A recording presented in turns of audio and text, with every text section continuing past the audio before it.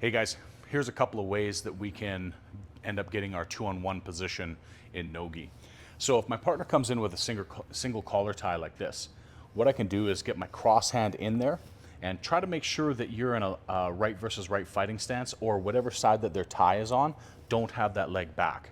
We have a little bit of a inhibiting movement if I'm trying to rotate backwards towards my lead leg. It's much more powerful to rotate backwards towards the back leg. So if you can, when that tie comes in, have that hand or have that leg back. So I'm going to come up like this, and I'm trying to control as close to the carpals as I can.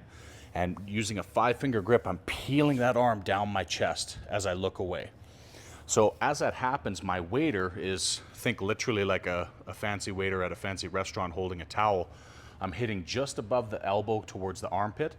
That's going to be a little bit different depending on the size of your partner and their arm length, but when I get that grip here, I'm peeling back, turning my head, and hitting up at the same time to try to dislodge that tie.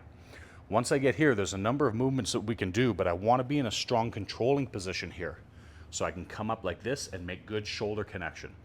Don't lose this hand or they'll spin the underhook and all of a sudden they can be on your back countering the technique.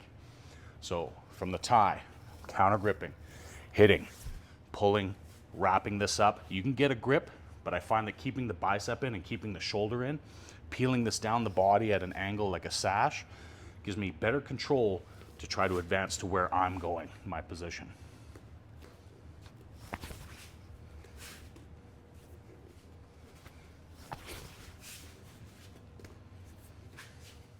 Another way we can get our 2-on-1 is from an arm drag.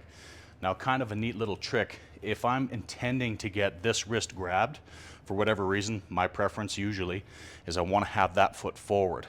Again, if she pulls on this wrist, has a strong grip, and that's the same side that my leg is back, go ahead. I can be off balance and supplement to her technique. So I want to have that same foot forward as the arm that's getting gripped here.